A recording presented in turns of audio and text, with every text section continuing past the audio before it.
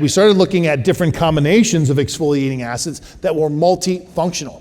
What could we do that wasn't just exfoliation but would have other benefits, right? So we looked at pigmentation. Pigmentation is probably the biggest thing that we deal with, right? And it's not just the condition of pigment, it's how it got there. So sun exposure, post-inflammatory pigmentation, hormonal influxes and imbalances that create the pigmentation irregularities that we see. So I started looking around, and the combination of, we knew that mandelic acid was already a hero ingredient, a winner. We had that one in our back pocket. I looked at the combination of azelaic acid and tranexamic acid. Tranexamic acid was relatively new to the market. It's pretty well known now. But I thought, wow, what an interesting combo this could potentially be. And I started looking at the research, right? I started looking at some of the published data on combinations of certain ingredients. And lo and behold, these three just kept coming up. This is like the trio that we're looking for. So I said, okay, let's put these things together, but how can we push the envelope a little bit? How can we make sure that we've got exfoliation, we've got the other performance that we're looking for, but what else could we incorporate? And at that point, I was really looking at, well, I want to create something that really pays homage and honors the tenets of circadia, right? The things that my grandfather contributed to the industry that people just don't necessarily know about. So at that same time, and guys, this kind of all took place at the same time. We were at an SEC, so it's called a Suppliers Day show, Suppliers Day meeting, and I was meeting with different suppliers. And I talked to a guy who had just launched a brand new form of beta-glucan. It's called a carboxymethylated beta-glucan. And he's like, Pugliese, I know that name. Well, we start looking at some of the clinical data that they're using to substantiate the claims on this beta-glucan, and they're referencing my grandfather's name.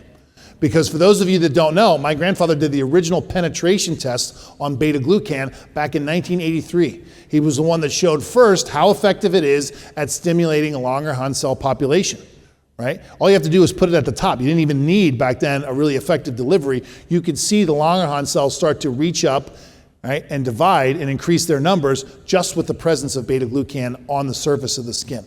Now, the carboxymethylated version that we have available that I'm talking with you now, it's much more bioavailable. It penetrates. And what we also see is more activity of the Langerhans cells breaking down melanosomes that have not transitioned into the keratinocyte. So what that means is this is also assisting to address pigmentation.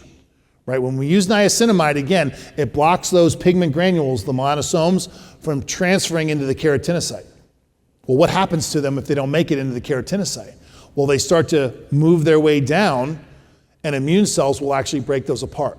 The beta-glucan stimulating the Langerhans cells, they see them and they break them apart. It's a beautiful combination. It's a great series of events that's happening. So, even further, I had already known that this ingredient existed, but I went back to one of our other suppliers, and we started talking again about NeoDermyl. For those of you that don't know, my grandfather did the first penetration test on copper-peptide just a few years later in 1989. So I thought there's something really special happening here with the combination of these ingredients together. How can we incorporate these? So I went back to the team, went back to the lab, and we spent months perfecting this formulation.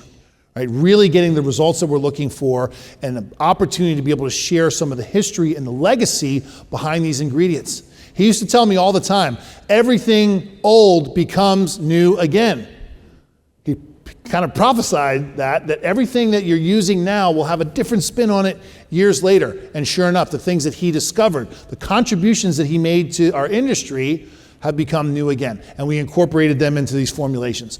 We call it Serum 71, not because it was the 71st version of the product. We probably had like 120 of those.